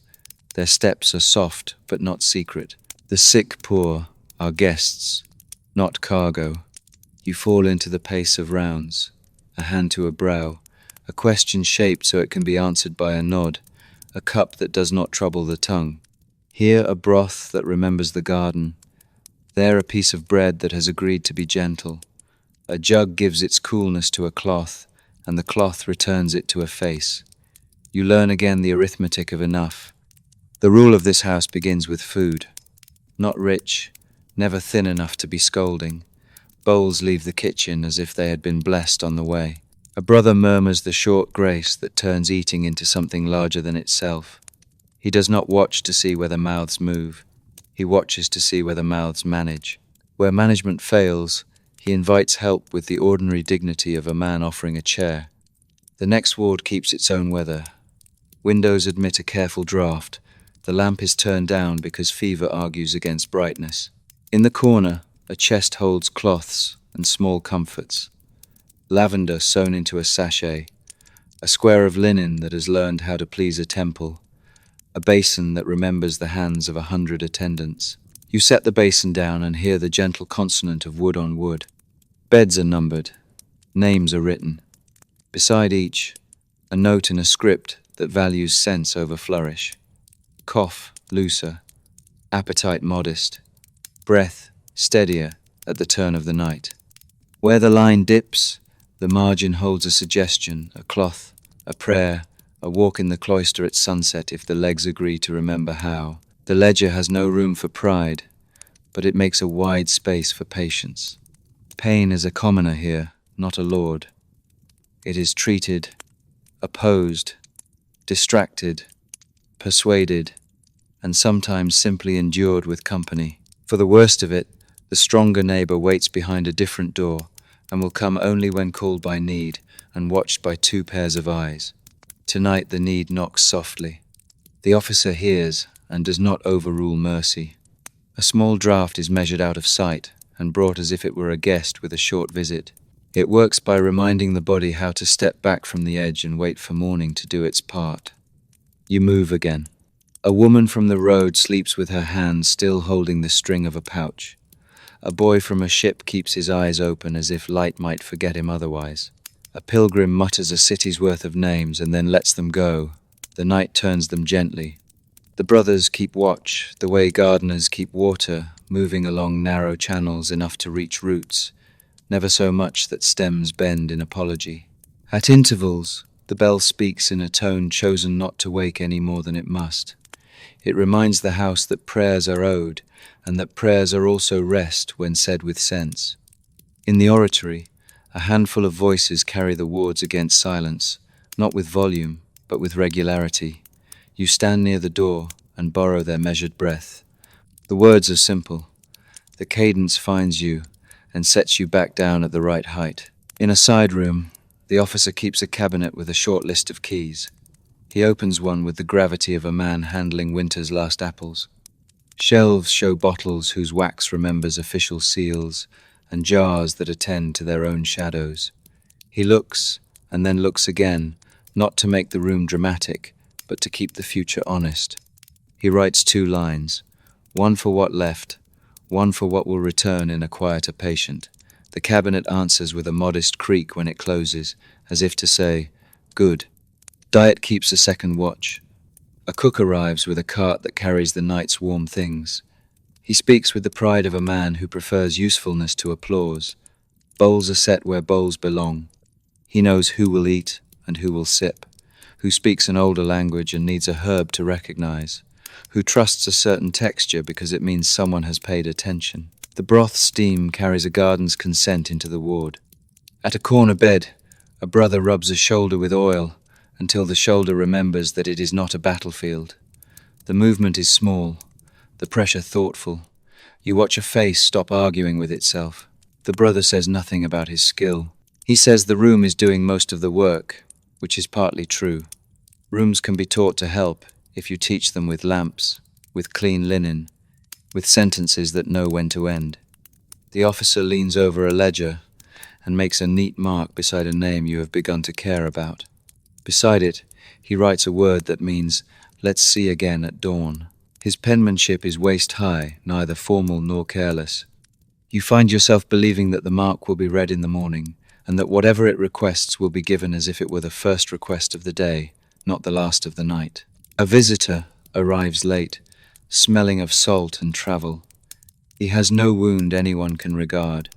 He asks whether there is a corner for those who cannot remember sleep, and the officer makes a space that was not on the plan an hour ago. A blanket appears. A cup finds his hand. A word finds his breathing and persuades it to move like a boat on a slow tide. In this house, mercy is the plan, and plans are how mercy keeps from forgetting itself. Outside, the street rehearses silence. Inside, the wards convert it into rest. Two brothers pass with a board between them, carrying small folded cloths that will meet foreheads and wrists. A sister changes the angle of a window so that the night eddies but does not enter like a guest with opinions. You notice that nothing in the room is in a hurry to be thanked. Tools do their work and consider the work to be thanks enough. You stop at a bed where a man mutters a list of debts, as if prayers and coin had agreed to share a purse. The officer places a hand near, not on the man's hand, and waits long enough that the debt grows quiet. The man exhales with the sound of someone who has been allowed to keep what cannot be paid. You realize that accounts here are kept in mornings, not in sums. Before midnight, a physician visits with the air of someone who has learned to make decisions at the correct altitude. He listens more than he speaks. Where he speaks, he uses domestic verbs: warm, cool, loosen, lift. He leaves instructions that are sentences you could read to a child. Keep the window honest. Bathe the hands in mint. Broth first. If the night grows taller than we are, call me. He does not sign anything dramatic. He signs his name and looks at the man he has just promised to see again. Later, the door from the chapel breathes a line of smoke into the corridor, priest and lamp behind it. He pauses at the threshold of each ward, says a word that has been said for centuries, and does not linger long enough to make piety into performance. The smoke leaves a line the way a finger leaves a line in flour. It is less a fragrance than a reminder that air and prayer are good neighbors. By the time the last round of the first half of the night ends, the house has learned every breath it means to carry until morning. You step out into the small court where a well speaks under its breath and a cat insists on being a citizen. Your own breath has slowed without requiring your attention. The officer closes his ledger and gives you a look that means the same thing every night. We will be here when the sun arrives to sign our work. You pass the cross again. Its arms hold the night open just enough to admit hope without crowding. The harbor will be quieter now. The city will pretend to sleep and succeed just enough. You find your bed bearing a shape you recognize, a generous rectangle that forgives turning. The hospital continues without you, which feels like a kindness. Not every good thing needs your witness to happen. In the palm of a hand, a seed looks like a full stop. You hold one and feel how endings can be beginnings when the hand agrees to wait. The apothecary places 3 stories on the table: poppy, mandrake, henbane, none of them a toy, all of them older than the city's walls. He does not ask you to believe in them. He asks you to listen. Poppy speaks first in the smallest voice. Its seeds pour like quiet rain.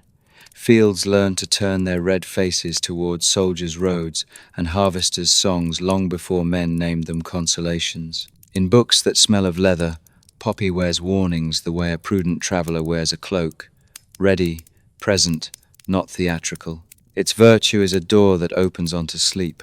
Its vice is that the door can swing shut behind you if the house is not watched. The physician you met would call Poppy a strong neighbor who needs an invitation written by necessity and read by 2 sets of eyes. You roll a few seeds in your palm. They do not confess their strength. They keep their counsel until hands, heat, and craft ask them to speak. The room remembers not to ask.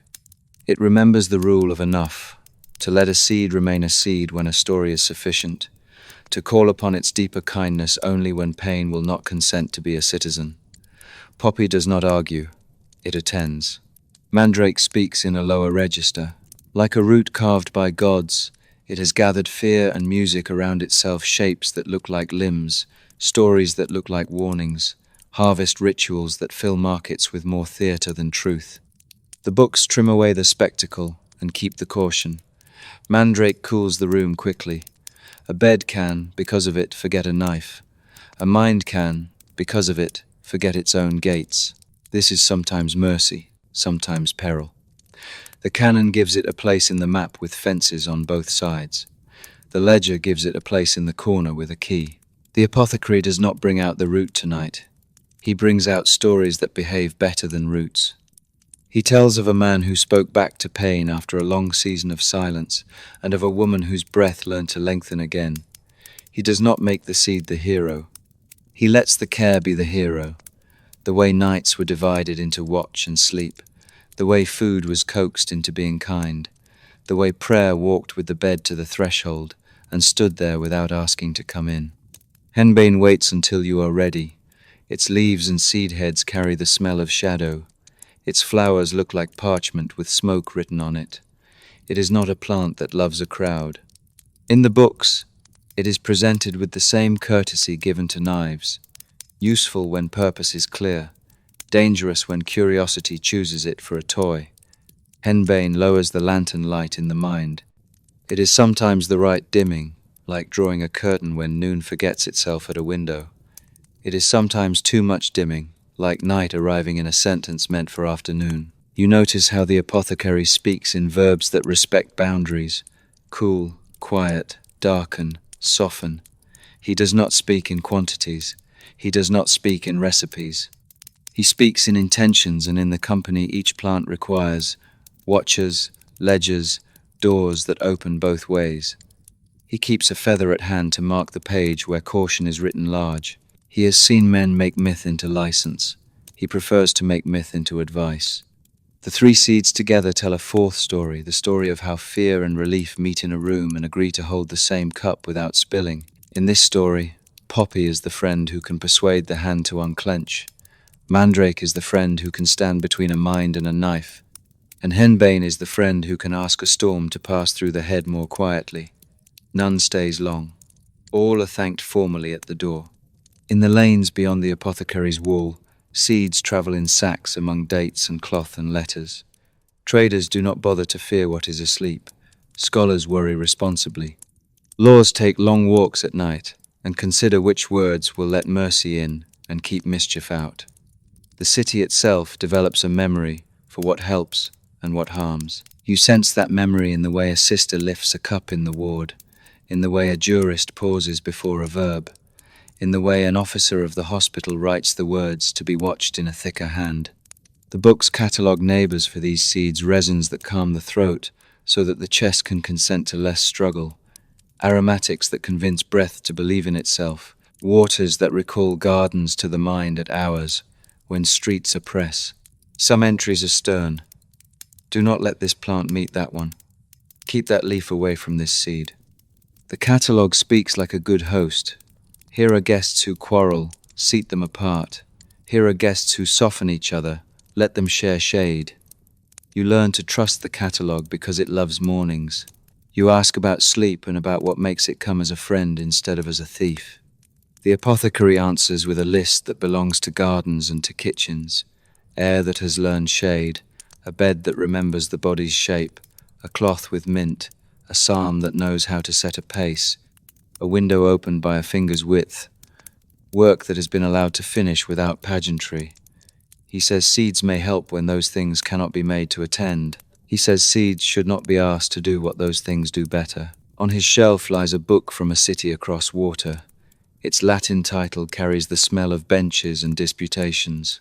Inside, the plants wear their degrees like coats, and antidotes stand ready as if for a procession. The book's confidence is old and well-meant. The apothecary reads it with gratitude, and with the relaxed skepticism of a man who has seen knights behave unexpectedly. He writes small corrections in the margin, not to be clever, but to keep faith with the patients whose names have filled his ledger and are now washing their hands in a different courtyard. He tells you that scholars disagree about details and that this is how knowledge keeps from freezing. One man counts 4 degrees for a plant's heat, another counts 3, and makes the 4th a patient's instead. One warns about a seed that another trusts under an older watch. Meanwhile, a city sleeps, or does not sleep on the other side of the wall. The apothecary keeps the door between the two worlds from swinging too wildly. You look again at the poppy seeds in your palm and return them to the dish as if returning coins to a temple. The dish receives them with a small sound like the end of a sentence spoken kindly. You look at a drawing of a mandrake in a book, and at a real root drying in a high place, where it cannot be mistaken for food. You open a jar near your face and smell the distinct quiet of henbane's company, earth and shadow, a warning already written into the air. The apothecary could tell you stories that would make your skin prickle. He does not. He tells you instead about the mornings after a well-tended night, a mouth that can swallow broth, a shoulder that no longer grips its neighbor, a name remembered by the man who had misplaced it the evening before.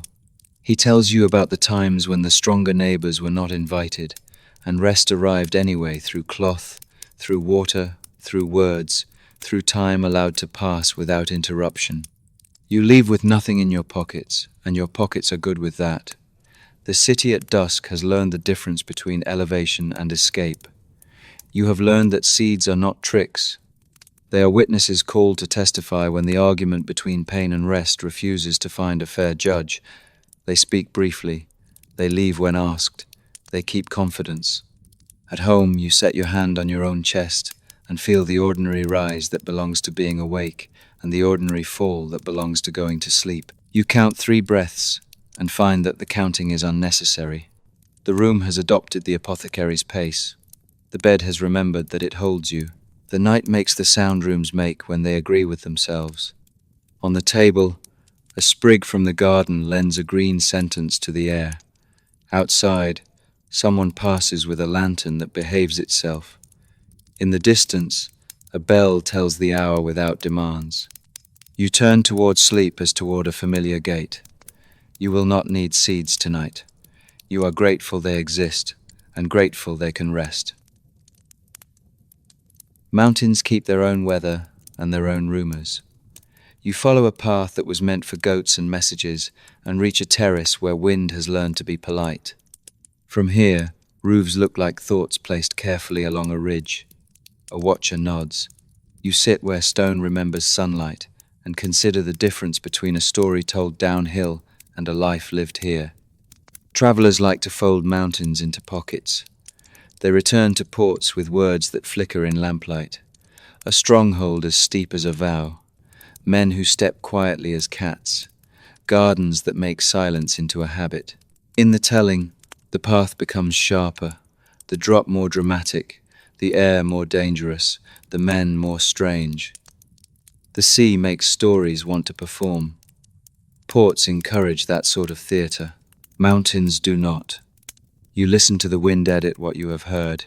It keeps the details that feed understanding and lets the others fall into the ravine. There were communities here devout, organized, not shy of politics, neighbors to powerful rulers, and thus enemies in seasons when rulers needed enemies, keepers of oaths and of gardens, teachers of patience and of watchfulness. They trained the way a choirmaster trains, repetition, measure, breath. They preferred precision to noise. Down in the markets, certain tellers discovered that a story can be dressed in leaves and smoke and made to walk farther. They gave the mountaineers a herb with a loud name and said this explained their courage. The herb's name traveled better than the mountain's prayer. Men in courts repeated it because it made a neat picture. Men in taverns repeated it because it tasted of edge. The mountain corrected neither. Mountains are not paid to attend disputes about their character. You think of how cities explain what they do not know. Some choose devils, others choose potions. Both are a kind of shortcut. The truth is more patient. A community under pressure teaches its young to keep silence. It trains its messengers to place feet exactly. It builds gardens because gardens teach breath. It keeps oaths because oaths turn noise into purpose. None of this is quick, and none of it looks good in a tavern story. On the terrace, someone brings a bowl of water that tastes of stone and of sky. You drink and find that your mouth believes in the mountain more than in the rumors about it. A man sits with you. He does not ask for your story. He asks whether you have rested, whether the path treated you with the respect it owes to knees, whether you can hear your own breath now that the sea's gossip has fallen away. He does not sell anything. He speaks of seasons when the snow insisted, and of seasons when goats taught men to be humble. He speaks of gardens coaxed from ledges, and of a book copied by a hand that knew how far to press a nib before a page became a blot. He speaks of watchtowers where night was measured by stars and by a rope of knots. None of it requires a herb that steals a man's judgment for a theatre's convenience. You recall the city's appetite for explanation, and feel how a rumor becomes a ladder for fear. The man knows this appetite. He has heard it in embassies and in the voice of a guest who forgets to be a guest. He says trouble likes to dress in a herb's name because names look like proof in the dark. He prefers slower proofs, paths that can be traced with fingers on a map, harvests that can be counted, nights survived without boasting. He does not deny that herbs exist, or that men buy them to change their minds. He denies the portrait that reduces devotion, training, and cause to a mouthful that erases responsibility.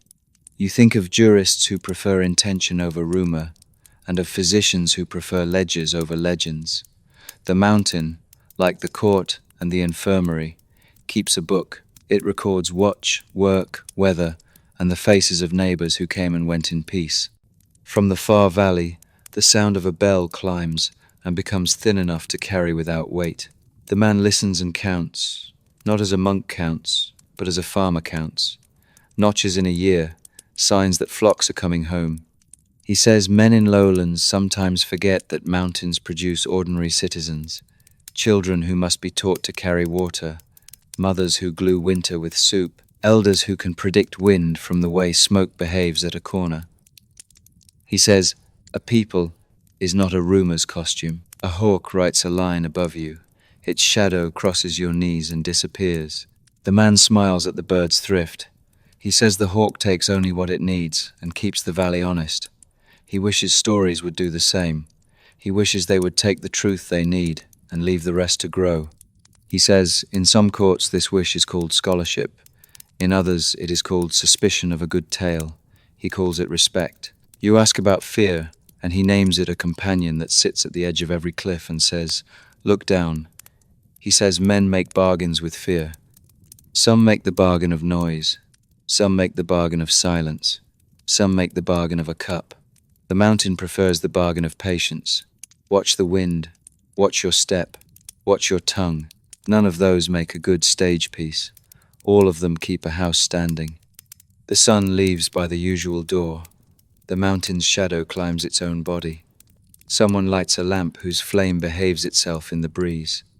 The man stands and walks you along the terrace to the place where the path returns to its work. He advises you to put your feet where goats have said yes and to decline the invitation of loose stones. He advises you to let the lowlands speak without correcting them. He advises you to sleep at the bottom with your face turned toward the ridge and to thank the dark for not believing every story it hears. When you descend, the rumor tries to climb with you. It is out of breath by the second turn. You carry it a little farther out of courtesy and then leave it where time makes the air honest. In the town, a man repeats the herb's name loudly, and the listeners lean in the way men do when noise promises to replace nuance. You drink water and let the talk pass over you like a shower that will not last. In your room, the mountain persists.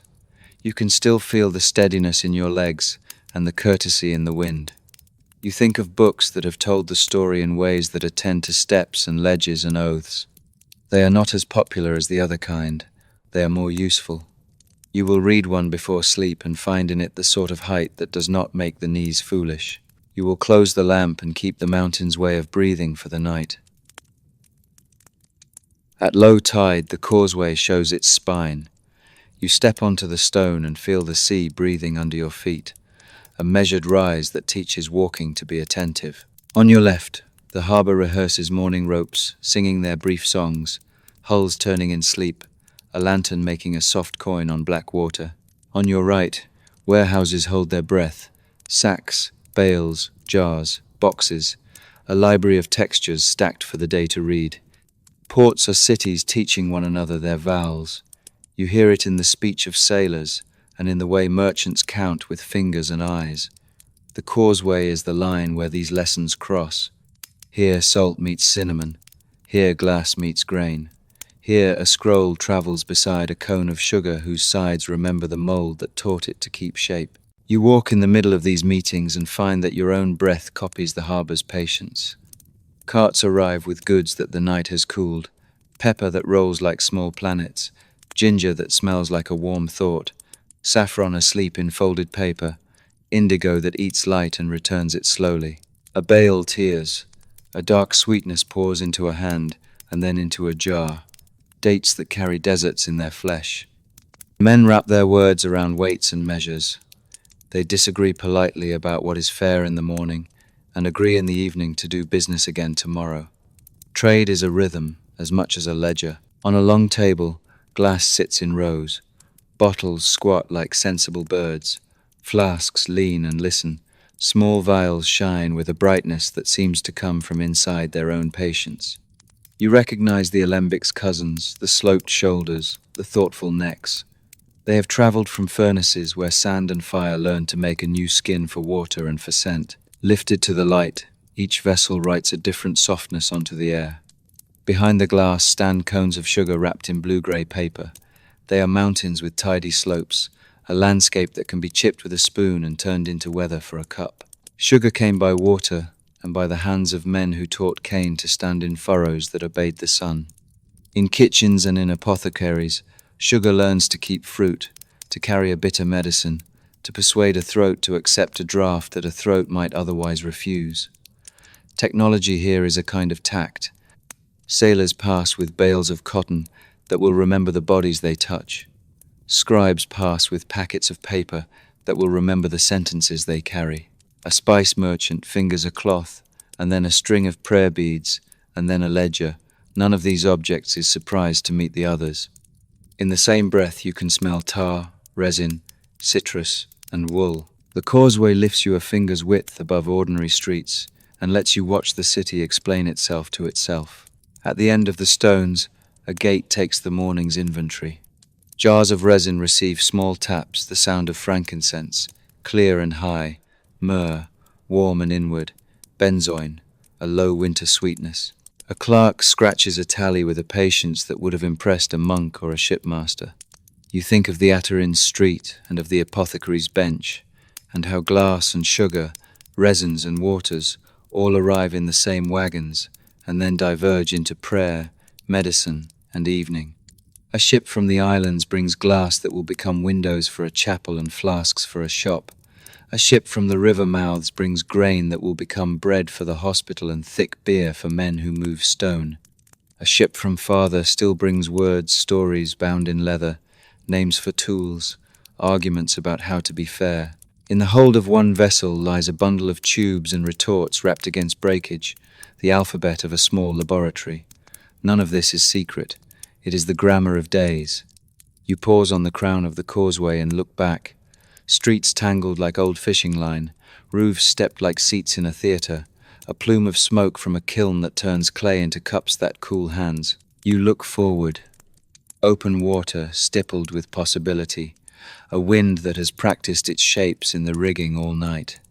Between these, men raise poles and lower them, throw ropes and pull them, sing lines that teach muscles to agree.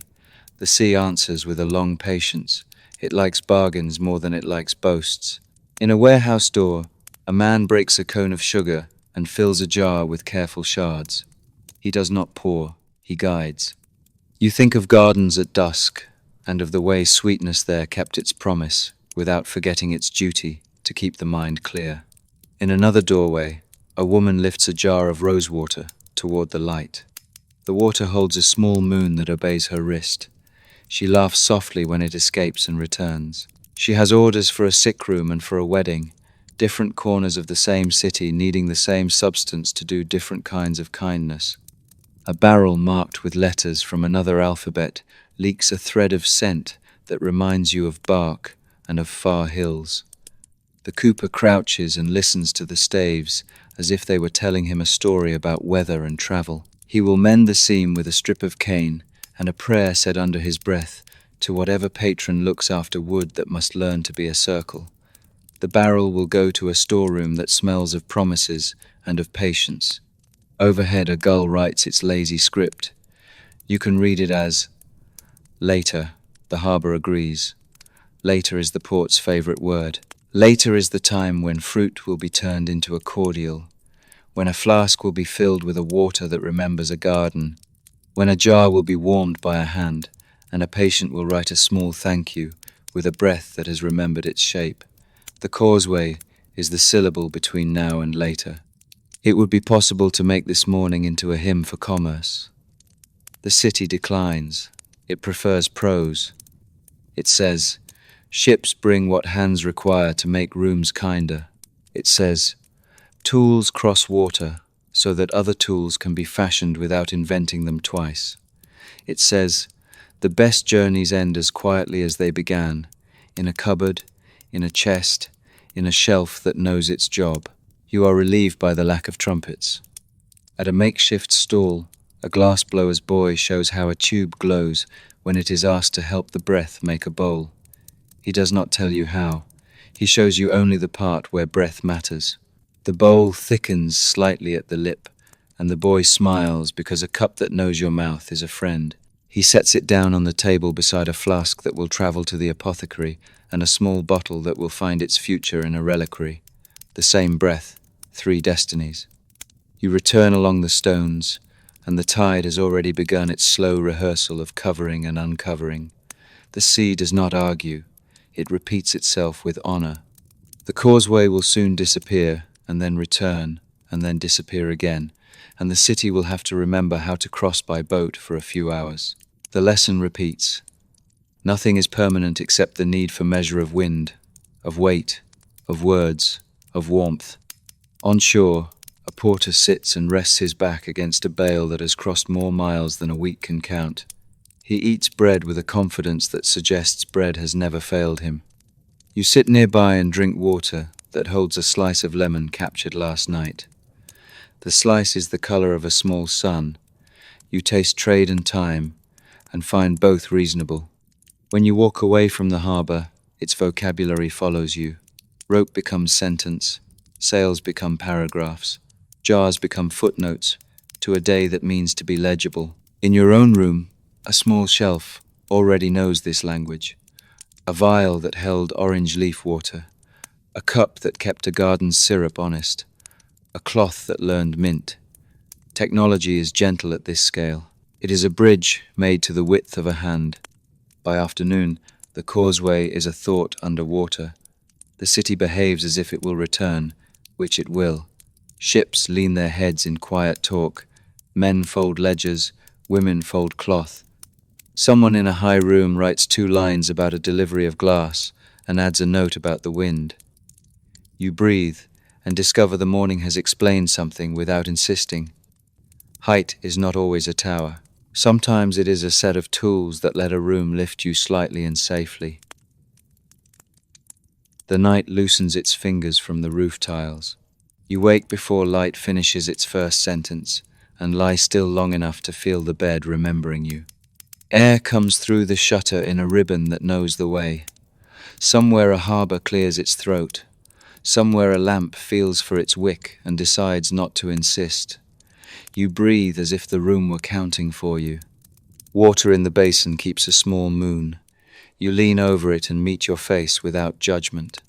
Hands learn coolness again. Linen makes a soft sound that means morning is willing. In the quiet, pieces of the city return like friends arriving at a gate. The bath's stone warmth, the choir's level road of notes, the garden's tempered sweetness. the apothecary's glass that taught patience, the ward's ledger with its waist-high hand, the causeway where tools and winds arranged themselves into usefulness, the mountain that preferred respect to rumour. Each keeps its promise from a distance. You eat bread that asks nothing of you except to notice that it is good. You drink water that remembers a leaf. If a cup waits, it is small and sits inside a rule that already knows your name. The body answers with ordinary consent, shoulders without armour, a jaw that does not audition for a task it has not been given, steps that belong to a human day. Out in the lane, the city behaves like a careful steward. Doors open without theatre. Voices choose their size. A porter laughs once and puts the laugh away for later. A child runs and then remembers walking. The world is not improved by haste. It is improved by measure, the kind that gardens teach, that choirs breathe, that ledgers quietly enact. If fear visits at the edge of thought, it is given a chair and a piece of bread. If pain clears its throat, it is answered first with cloth, with water, with air arranged to be kind. If a stronger neighbour must be called, he will be called under watch, thanked when his work is done, and seen to the door by two pairs of eyes. Nothing in this city is asked to be more than itself for very long.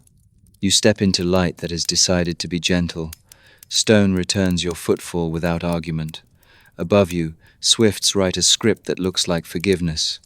The harbour counts its ropes. A bell lifts one note and then another, measured. Content to be a small ladder no one is obliged to climb. You carry the height you were given in the night, like an ember wrapped in cloth enough to warm the hands that make and mend, not enough to ask for songs about fire. When work begins, it does not erase the quiet. It uses it. The cup in the refectory keeps its place. The cloth in the ward remembers a brow. The jar in the market waits for a thumbprint. The book in the study keeps a finger for caution. You move among them with the steadiness they have been rehearsing into you from the first page of the night. By noon you will have forgotten to be grateful and then remembered. By evening the garden will find you again and offer you a glass that belongs to its hour. By dark a psalm will put its hand under your thoughts and say, "Here, let me carry that for a while." And when sleep arrives, it will feel like the oldest neighbour, the one who knows your gait and never knocks too hard. For now, dawn keeps its courtesy. You walk without hurry. Nothing lifts you off your feet. Everything